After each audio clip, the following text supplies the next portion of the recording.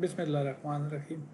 अक्सर औक़ात हमारे पास ये मसला होता है कि हमारे पास सर्वर साइड के ऊपर बहुत ही लार्ज किस्म का डेटा सेट होता है। लार्ज किस्म का डेटा सेट अब क्लाइंट साइड के ऊपर आपने अगर डाउनलोड करना है तो ये बहुत ही टाइम ले लेता है। यूआई के ऊपर अगर आप करेंगे तो यूआई की थ्रेड ब्लॉक हो जाएगी, और अगर वैसे आप करेंगे तो फिर आपके पास टाइम बहुत ज़्यादा कंज्यूम हो जाएगा। तो इसका एक बेहतरीन सोल्यूशन ये होता है कि नेटवर्क पे जब आप इसको डाउनलोड करते हैं तो आप इसको स्ट्रीम कर लें। आपके पास अब डेटा जो आएगा वो चंक्स की सूरत में आएगा, जैसे कि सामने आपको नज़र आ रहा है। HTTP की स्ट्रीमिंग है, इसमें जो चंक्स हैं, ठीक है, ये चंक्स की सूरत में आपके पास यहाँ पे डेटा, इसको रेड कलर से हाईलाइट करता हूँ ताकि ठीक तरह से बता सकूँ। जेसन का डेटा जो है वो आपके पास मैं भेज रहा हूँ। आप किसी भी बाइनरी फॉर्मेट में डेटा होता है, आप किसी कोई भी टेक्स्ट टाइप या जेसन टाइप या कुछ और सेंड करना चाहें तो डेटा सेंड कर सकते हैं। मेरे केस में ये मैंने जेसन में किया हुआ है। यहाँ पे फिर इसको डिकोड किया हुआ है। डिकोड करने के बाद फिर मेरे पास जो डेटा ग्रिड है मैंने इसको पॉपुलेट कर दिया। बेसिकली रिक्वेस्ट जो पहले इनिशिएट होती है, यहाँ पे आपके पास ये ब्राउज़र है, यहाँ से रिक्वेस्ट भेजता है। रिक्वेस्ट आपके पास जाती है जी सीधी वेब API के पास, ठीक है। वेब API जो होती है आपके पास, उसका काम होता है कि वो ये जो प्रोसेस है, ठीक है, स्ट्रीमिंग का वो करती है, यहाँ पे कर रही है, ठीक है। 3 नंबर पे ये अब यहाँ पे करेगी। और स्ट्रीमिंग करने के बाद आपके पास ये भेज देती है यहाँ से यहाँ पे आपके पास जेसन का एक चंक जो होती है वो रिटर्न कर देती है। अब आपके पास जो जावास्क्रिप्ट है, जावास्क्रिप्ट के अंदर में इसको डिकोड किया जाता है। डिकोड करने के बाद जो आपके पास एक रिकॉर्ड आता है, ठीक है, वो आप एग्जिस्टिंग आपके पास अगर कोई कंट्रोल वगैरह है, जैसे कि टेबल वगैरह है, तो उसमें आप रेंडर कर देते हैं, ठीक है, यानी अपेंड कर देते हैं, तो आपका जो ग्रिड वगैरह वो अपडेट होके आपके पास आ जाता है। मैं आपको प्रैक्टिकली ये बताता हूँ। मेरे पास एक एप्लीकेशन ऐसी है जो चल रही है। यहाँ पे इसके 2 पेजेस हैं, ठीक है। index.html एक सिंपल सा पेज है HTML का, जिसके अंदर मैंने एक रिक्वेस्ट भेजी हुई है API को। API से स्ट्रीम होकर डेटा आता है, और डेटा आने के बाद एक डेटा टेबल है जिसके अंदर रिकॉर्ड्स को अपेंड हम कर रहे हैं। ये वो डेटा टेबल है जिसके अंदर रिकॉर्ड आते जाएंगे और डायनामिकली अपेंड होते जाएंगे, यानी एक एक करके आपके पास मल्टीपल रिकॉर्ड्स आ जाएंगे। सीधा ब्राउज़र पे जाते हैं। ब्राउज़र में एक जो प्रोजेक्ट चल रहा है वो हमारे पास API का है, और दूसरा जो प्रोजेक्ट है वो मेरे पास ये एक एप्लीकेशन चल रही है। मैं वो पेज ब्राउज़ कर लेता हूँ, index.html वाला। index.html जैसे ही मैंने शुरू किया, मेरे पास डेटा जो है वो फैच होना शुरू हो गया, ठीक है। तो यही है हमारी स्ट्रीमिंग। इसमें आप नेटवर्क में जाके कंफर्म कर सकते हैं कि आपके पास डेटा स्ट्रीम होके आ रहा है। हम एक प्रोजेक्ट क्रिएट कर रहे हैं ASP.NET को और वेब API का, जिसके अंदर हम एक ऐसा एंड पॉइंट बनाएंगे जो कि डेटा को स्ट्रीम करेगा, यानी कि डेटा का जो रिस्पॉन्स है वो चंक्स की सूरत में क्लाइंट को देगा। तो इससे आगे चलते हैं। इस एप्लीकेशन का हम नाम रख लेते हैं, हमारे पास ये स्ट्रीम एम्प्लॉय के नाम से, और बाकी सब ठीक है, इनेबल कर देते हैं इसे। एक एप्लीकेशन हमारे पास रेडी है स्ट्रीम एप्लीकेशन के नाम से, और बाई डिफ़ॉल्ट इसके अंदर एक कंट्रोलर भी मौजूद है। इस कंट्रोलर को हम इसका नाम चेंज कर देते हैं,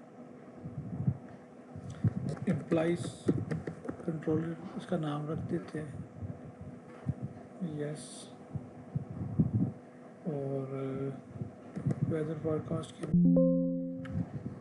एम्प्लॉइज कंट्रोलर के अंदर भी मुझे कुछ और चाहिए नहीं,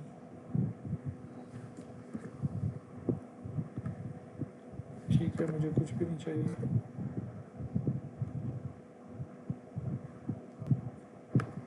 अब हम इससे आगे यहाँ पे लाके डेटा डालेंगे, जिससे हम अपने एंड पॉइंट को पे एक एक्शन मेथड बना सकें, एक एंड पॉइंट बना सकें जिसपे यहाँ पे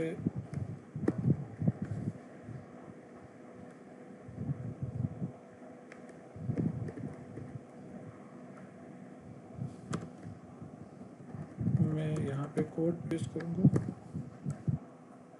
मेरे पास यहाँ पे एक एम्प्लॉय का कंट्रोलर है, उस कंट्रोलर को मैं एनोनिमस कर लेता हूँ ताकि इसको कोई भी कॉल भेज सके।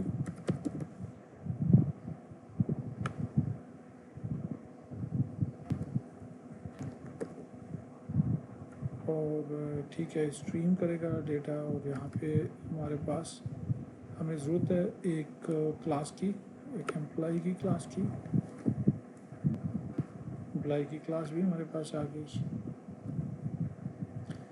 एक इवेंट स्ट्रीम टाइप है, सर्वर साइड पे जो आपके इवेंट्स हैं वो हो रहे हैं, जिसमें जेसन का डेटा जो है वो आपके पास आ रहा है।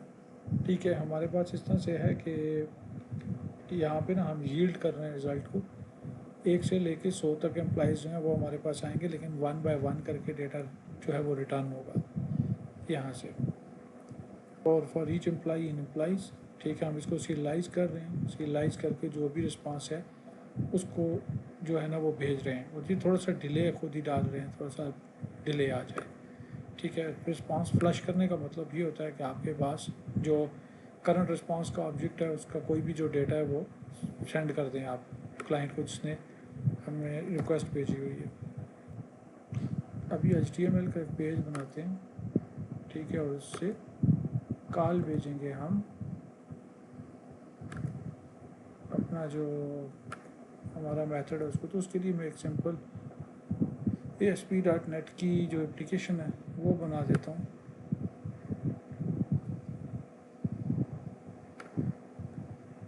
ASP.NET कोर एम्पटी, चले मॉडल व्यू कंट्रोलर, ये इसको क्लाइंट कह देते हैं। क्रिएट, इसके अंदर ये जो www रूट है यहाँ पे मैं एक फ़ाइल बना लेता हूँ index.html के नाम से।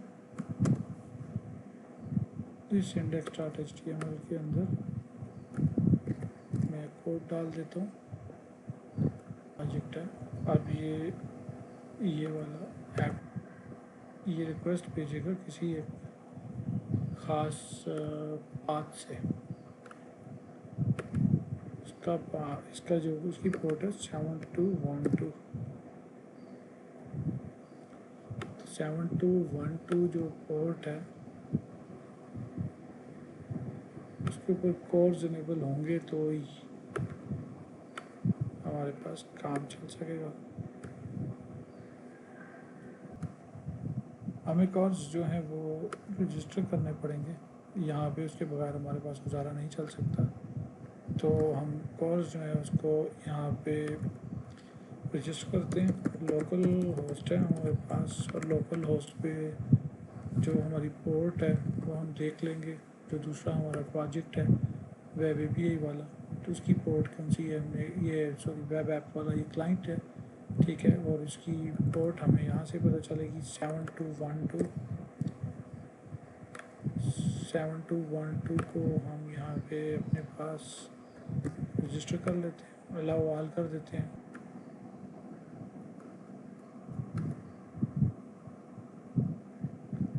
ऐप डॉट यूजिलेशन यहाँ पे कॉस्ट पॉलिसी को कर लेते हैं।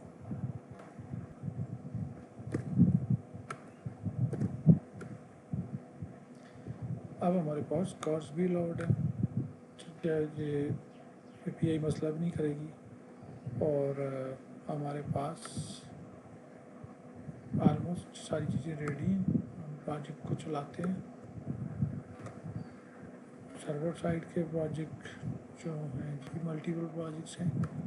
क्लाइंट चलना चाहिए और API चलनी चाहिए। इसको पहले ले जाते हैं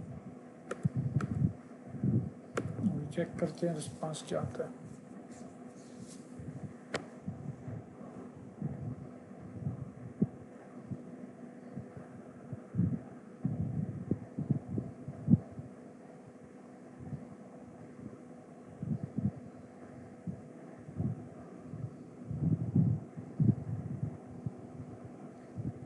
ये हमारे पास एक एंड पॉइंट है जो अवेलेबल है, जिसके ऊपर डेटा स्ट्रीम होगा।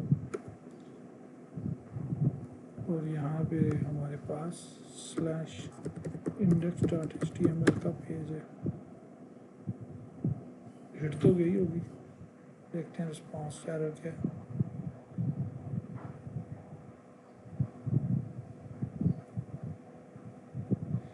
हमारे पास एक छोटा सा इश्यू आ गया था जिसकी वजह से हमारी जो index.html की फ़ाइल थी वो डेटा को डिस्प्ले नहीं कर पाई। हमने उसको क्रॉस चेक किया था। हमारा जो एंड पॉइंट था उस पर हमने कर्ल की एक रिक्वेस्ट भेजी और देखा कि सर्वर ठीक रिस्पॉन्ड कर रहा है या नहीं। फिर हमें पता चल गया कि एंड पॉइंट पे मसला नहीं है, बल्कि जो मसला है वो हमारी index.html की फ़ाइल के अंदर मसला है। तो स्क्रिप्ट ला के मैंने यू डायरेक्ट डाल दिया। इस स्क्रिप्ट ने क्या किया कि एक फैच की रिक्वेस्ट भेजी है। अब उसमें हम डेटा को स्ट्रीम जो डेटा है उस की जो एंड पॉइंट है उसको रिक्वेस्ट भेज रहे हैं और स्ट्रीमिंग कर रहे हैं। रीडर जो है वो पार्टी को रीड करता है, यानी जो रिस्पांस हमारे पास सर्वर से रिटर्न हुआ है उसको रीड करता है। टेक्स्ट डिकोडर जो है हमारे पास, जो बाइनरी डेटा है जो कि हमारे पास सर्वर से आता है, ठीक है, उसको डिकोड करता है। एक या एक से ज़्यादा चंक हमारे पास आ सकते हैं। तो ये प्रोसेस चंक का जो फंक्शन है इसका काम यही है कि जब भी हमारे पास जो डेटा है वो आएगा, ये उसमें दो चीज़ें लेगा। एक तो ये देखेगा कि क्या डन हो चुका है या नहीं हुआ, ठीक है, और वैल्यू जो है, ठीक है, ये यहाँ से इसको रिट्रीव करेगा। वैल्यू हमारे पास, ठीक है, ये जो डिकोडर की वैल्यू होती है ये। तो अभी ये फंक्शन जो है हमारे पास एग्जीक्यूट होता रहेगा, ठीक है, अनलेस के हमारे पास जो डन है, ठीक है, वो ट्रू ना हो जाए। अगर डन ट्रू है तो इसका मतलब है कि हमारी स्ट्रीमिंग कंप्लीट हो चुकी है। तो यहाँ पे आते हैं। चंक जो हमारे पास आया है, ठीक है, ये एक वैल्यू की जो आ रही है, ठीक है, वो है, और हमने पहले चंक जो है वो उठा लिया है यहाँ पे। अच्छा, हमारे पास ये जो चंक आया है, ठीक है, ये सर्वर ने रिटर्न किया है, ठीक है। अब इसमें हमारे पास एक या एक से ज़्यादा जो है ना रोज़ हो सकती हैं, जिनको हम ना बैकस्लैश n के साथ स्प्लिट कर किया होगा, ठीक है। तो बैकस्लैश n के साथ पहले हम अपनी रोज़ को स्प्लिट कर देते हैं, ठीक है, और फिर इसको चेक करते हैं, ठीक है।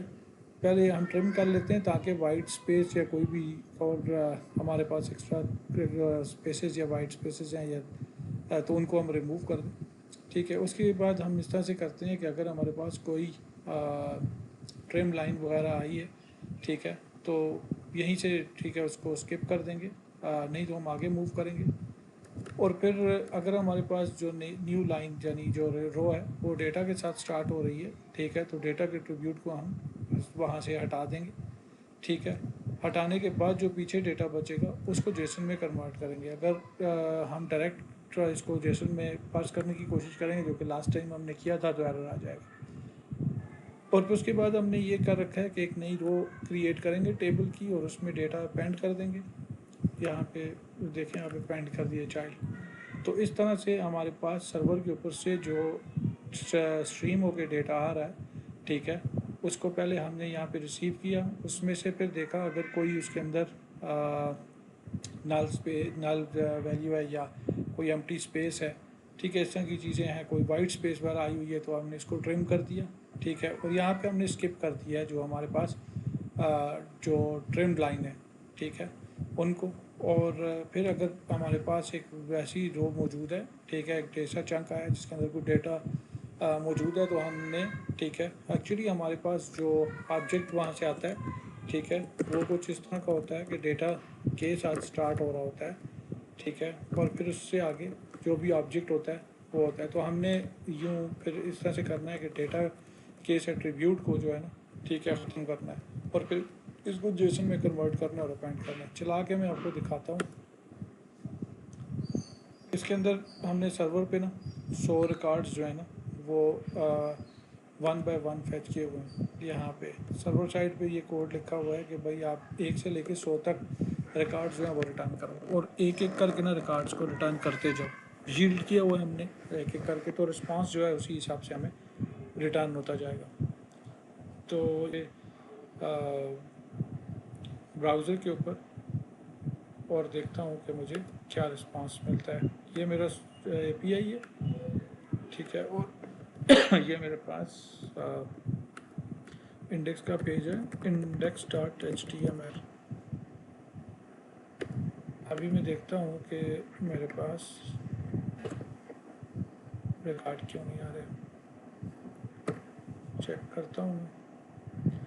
एक अनएक्सपेक्टेड टोकन है लाइन नंबर 78 के ऊपर, मैं देख लेता हूँ। कि 78 नंबर लाइन के ऊपर मेरे पास कौन सा टोकन है। यहाँ पे मुझे कुछ नज़र आ रहा है, तो हाँ ये हमने ना थोड़ा सा दिखाने के लिए काम किया था और मैंने अब ये ठीक हो जाएगा। अभी मैं इसको रिफ़्रेश कर लेता हूँ, अपना जो मेरा रिस्पांस है उसको देखता हूँ, तो ये मेरे पास डेटा आना शुरू हो गया। 17, 18, 19, 20, 24, 25 और ये। तो इस तरह से आप ये कर सकते हैं कि जो आपका डेटा है सर्वर साइड के ऊपर अगर वो ज़्यादा है तो उसको चंक्स की सूरत में आप रिटर्न कर सकते हैं, और क्लाइंट साइड के ऊपर आप जो स्ट्रीम होगी उसको इनेबल करेंगे ताकि डेटा स्ट्रीम की सूरत में आए, और फिर आपने उस स्ट्रीम को हैंडल करना है। उसके अंदर डेटा के एट्रीब्यूट के साथ अगर आपके पास चंक आ रहा है तो उसमें से आपने जेसन का ऑब्जेक्ट निकालना है, ठीक है। डेटा की जो प्रीसीडिंग आपके पास वैल्यू है, ठीक है, उसको आपने रिमूव करना है। मेरे पास अभी तकरीबन 85 के करीब रिकॉर्ड्स आ चुके हैं, और ये 99 और ये 100 हुए तो ये कंप्लीट हो गया। सारे रिकॉर्ड्स जो हैं मेरे पास आ चुके हैं।